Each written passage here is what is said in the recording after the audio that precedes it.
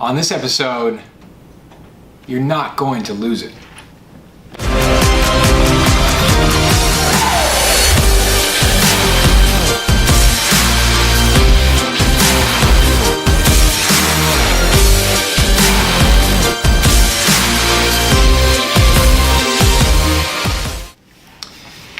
Hey everybody, this is The Quarter Show, and we're talking about this idea where salespeople think they have something to lose and they try and conserve. They try and hang on to a deal to conserve a deal that possibly isn't there. So here's what happens. You are working on a sales cycle, you're partly there, you're making solid progress, or you think you're making solid progress, and you start to be dainty about your next actions because you're worried that if you do X, Y, Z, you're going to lose the deal, or you're going to blow the deal, or something along these lines. And this leads to like sort of poor actions in this very conservative way about going about deals, and it's not helping you. So for example, it's like you might not call so-and-so, or you might not take this action because you're thinking, if I do this, it's going to blow up, or they're going to get upset, or this is going to happen. And all of those actions, those conservative actions, are based around the idea that you already have something, right? That you already have a deal, that you're thinking in your mind, even though you don't have a signed contract, you don't have money, you don't have this, you don't have that, it's not done, right? But you're operating like you're trying to preserve, you're trying to conserve, you're trying to keep something, but you don't have anything. Right? So you have to keep in mind that you have this perception or illusion that there's something there to actually lose. And by doing that, it sort of pales your actions and makes the actions more conservative, which in fact is not effective for sales. You become across a lot more conservative, and you take slightly more conservative approach to selling, which is not conducive to actually selling and closing deals. And you're doing that because you're like trying to do it in a conservative manner that's making sure that you don't blow it and you don't lose the deal. So it doesn't slip through your fingers, and so you're trying to essentially preserve something that isn't there. And so the way to look at it is like, forget that for a second. Keep in mind that you have nothing, okay? You actually don't have anything at all. You have discussions, you're in the middle of a sales cycle, but you factually have nothing. You have no signed contract, you have no, money, there's nothing that's taken place. You have nothing, right?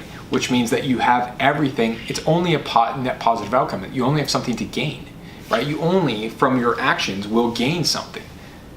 You see, you're only picking something up. So if you get a sale, if you get a signed contract, that's a net positive outcome. So everything that you're pushing for is a positive gain, something you're trying to gain and get, which means that you're going to have a little bit more of an aggressive angle, an aggressive approach, or whatever. And I'm not saying like be aggressive. I'm just saying that your actions won't be like sort of like somewhat constrained by the conservatism of trying to preserve.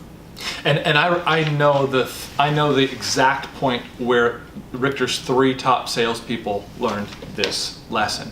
I remember exactly when it was. I remember the deals. I remember basically the deals it was for. And what was happening was, it was a significant deal for that salesperson, me included. I was one of the 3. And then it was like, I don't want to say this or that to that person, because if I do, then they might think this, and if I could just nudge it over, and you get these, you start agreeing with the ideas that they need time, and they need this, and they need that, and the sort of like let's all have very proper manners. Yeah. You get these different ideas, and you have nothing. And when you really come to grips with the idea that you have nothing, and you have nothing to lose, it's not like don't go be a pro, don't go acting crazy, but then you're able to act and do and ask and be and like communicate and reach out and like move that needle and get things going. And I remember very recently, the most recent was when Spencer was right here. This was last Christmas season, and he had a particular deal going, and like Robert told him exactly what to do, exactly how to conclude this particular deal he was on. And he did not want to. I remember he was standing 20 feet over there, frozen, looking at Robert, telling him what to do, and he knew. I looked at him, and we both knew that Spencer knew this deal was now done, and he was going to lose it. Instead, that week he closed, and he was the top salesperson for that week, and he beat both Devin and I that week, which never happens. It'll probably never happen again, but We'll see. but he lit, like, that was the whole thing, and it so it's like there's a lot to this, and it is a turning point for a salesperson very often to realize, and you may have to go through losing a lot of potential deals, and you won't even notice that you've lost them because they simply drift away and don't ever happen. What happens is when you get real reserved, these deals just drift away off into the nothingness of time, and then you remember maybe 3 months later that, oh, so-and-so did say they'd get back to you 2 weeks later if you just please wait and be patient, and like they're talking it through, and they have to send it to the board, and it's over to legal, and they have to discuss it with their team, and you knew that if you just let them do these things that somehow they'd conclude. Yeah, you're losing them now anyway. Like, you're already losing. They're already gone. You're already losing deals. Like this, taking it this way is not going to lose deals. You're already losing them right now.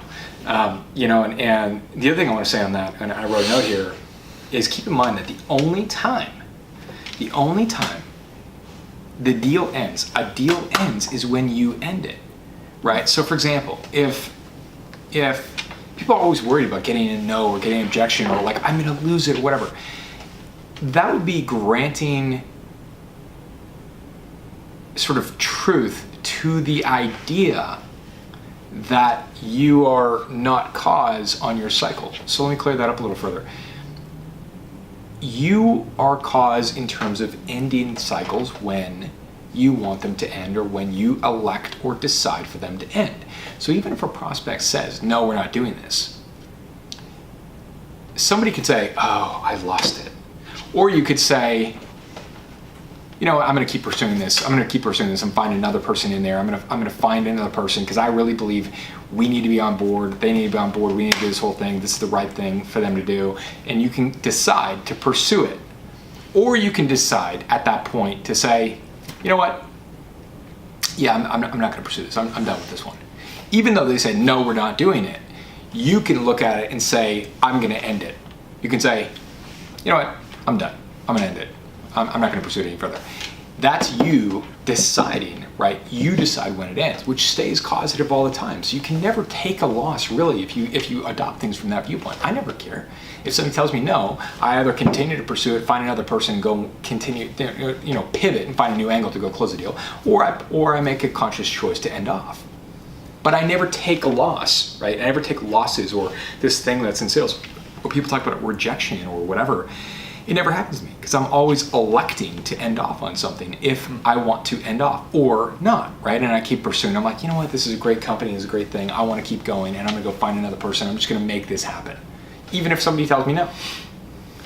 It's me making a conscious choice to do that. And so I never have anything to lose. I don't have to preserve or conserve a deal and take these sort of weaker, more dulled approach. I don't have to do that, because I'm only working to gain, have a positive gain, not personally, but from Richter and for what we're trying to do, and for them as well. I'm trying to make a positive gain. It's all positive. It's all positive outcome, right? I only have things to gain in any sale, whether it's for Richter or for them or for whatever we're doing. It's always a positive gain. It's never like, oh gosh, I'm trying to preserve and not lose something. Because there's nothing, if you look at it, like what do you have to lose? You don't have anything factual. It's not like there's no contract to lose. There's nothing to lose. There's nothing to lose. And I think it's a deceptive thing that people do. They think there's something to lose. There's nothing there. You have nothing there. They think it, and it's deceptive because they think they've made progress. They think that the progress of discussion is very, very real, and that there's like a number of selling points, and if they could just top out the number of selling points, that suddenly a deal would close. But the problem is that there's, with any prospect, and this is not something wrong with a prospect. There's an innumerable number of reasons why they are not blunt with you, don't be frank with you, don't tell you exactly what's going on, where the finances are, where the budget is, who the decision maker is, all the different things. So you sit there and you sell a person and you think they're just so close. And I know there's a sentence I could come up with that would suddenly close them, but I don't know what it is. So there's a lot of factors that go on there. So you think you have something. That's the real thing. You really do, but it's totally deceptive. So the viewpoint that really puts you in a position of greater control of yourself, your destiny, the destiny of your prospects is going, we don't have anything yet. And until I have a piece of paper with a signature and a transaction made and a project underway, we still don't have anything. So I'm going to act as though I don't have anything until we actually do. Yeah, and then even beyond that, even if it blows up, keep in mind. Which I don't think it's not going to. I don't think that's even if it, but even if it does, it's like, number one, be willing to experience that situation, and even if it does, understand that it's not a loss. You don't have to take a loss on it, because you can elect to end off on your cycle when you want to end off. Even if they say, no, we're not doing this, you can still stay at cause by making a conscious choice and saying, yeah, you know what, it's fine. I'm not going to pursue this any further. Boom. That's you making that choice. Yeah. Not them, right? Yeah. It's not predicated by them, it's predicated by you. And the other thing you can say, you know what, I'm going to keep going after this thing. I know they said no, but I'm just going to keep going after it. Like, find another angle, pivot, repackage deal. I'm going to find a way. And that keeps you in the positive. And again, going back to the positive gain. Yeah. Okay? So we hope that helps. We will have more coming at you very soon. And thank you for watching. If you like it, subscribe to the channel. And if you really like it, share it. Okay?